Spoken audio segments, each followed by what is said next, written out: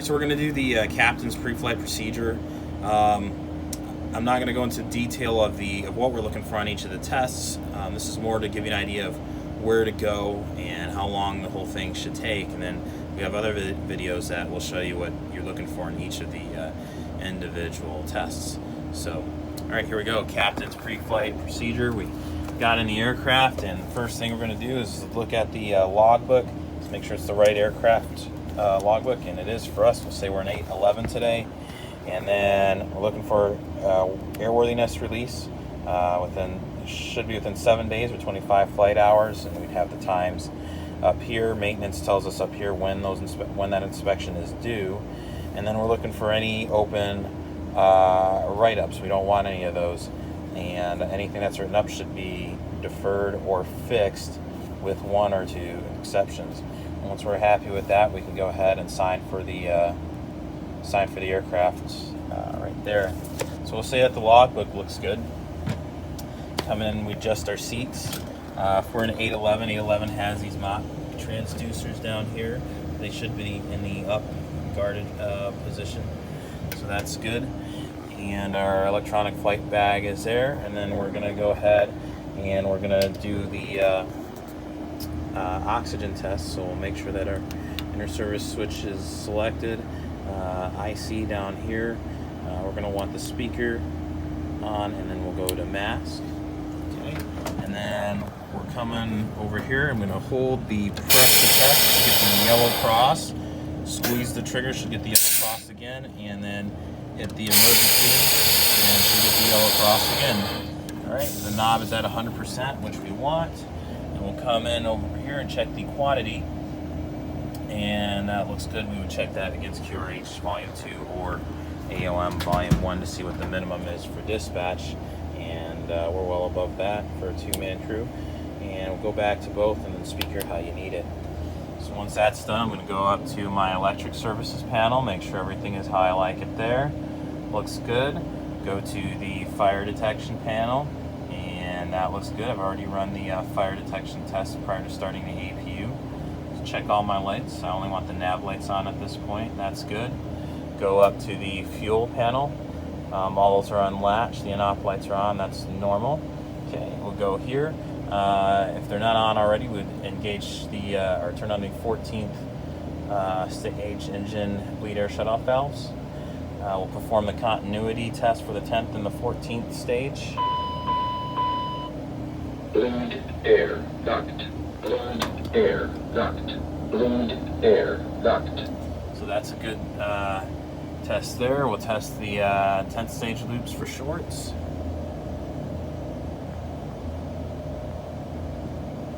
That's a good test there.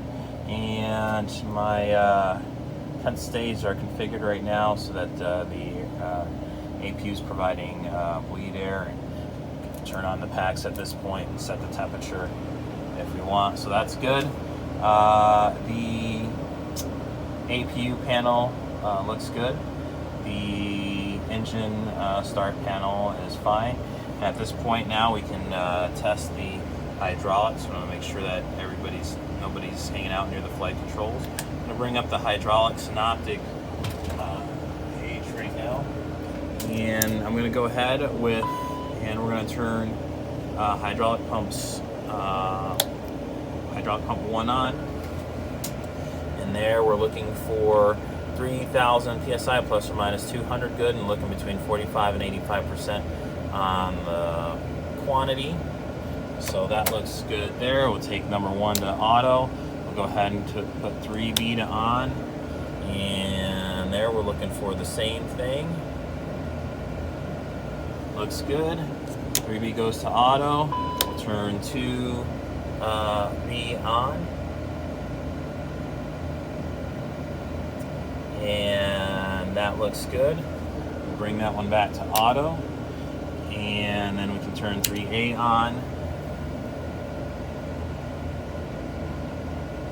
And that looks good. At this point, depending on what you're going to do, whether it's first flight of the day or not, you can either leave it on or off. It's first flight of the day and we need it on for the stall protection test, so I'll just keep it on for now.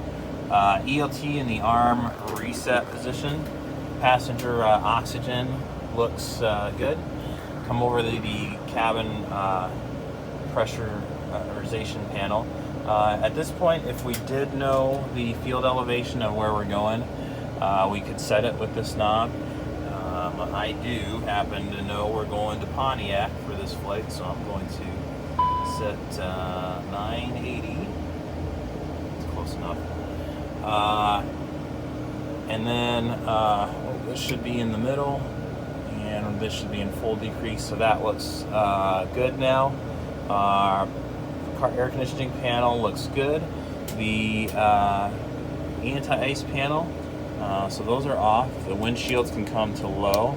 That's good. And then we can do a ice detector test.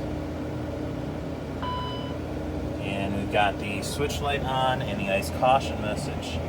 So that's a good test. Also, if we'd got no switch light but an ice advisory, that would have been a good test as well. This is good. The emergency switches to arm, we can turn these on at this point too. Checking the compass, that looks good. And next I'll come up and do the EGP WS test. Push of the button there. Glide slow. Pull up. Wind shear, wind shear, wind shear. Terrain, terrain. Pull up. Okay, so that's a good test there. Next, we're going to go ahead and get ready for the stall protection test. So what I'm going to do is I'm going to bring up the flight control page there.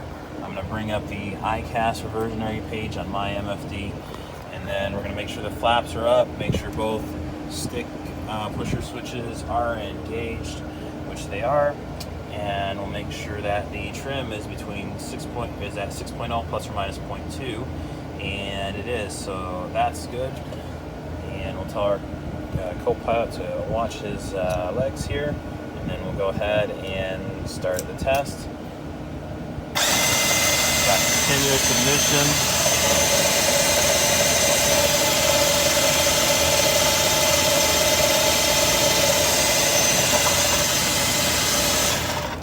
Okay, so that is a good test there.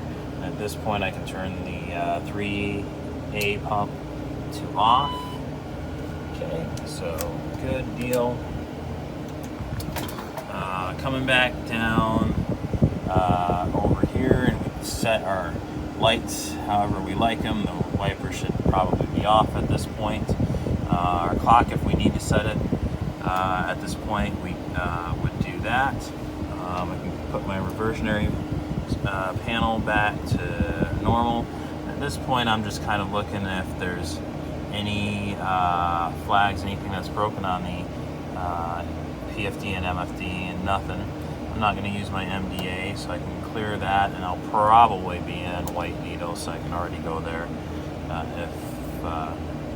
if I want to. So if you know the altimeter setting at this point, you can set it. Okay, so there it is. All right, and then we'll go ahead and test the CVR. Okay, so that's a good test there. And then we'll come up to our flight control panel, and today I'll be the pilot flying, so I'm going to go ahead and I'm going to test the flight director, so I'm going to select heading, and the flight director comes up, and then I'm going to make sure that I can cancel the flight director.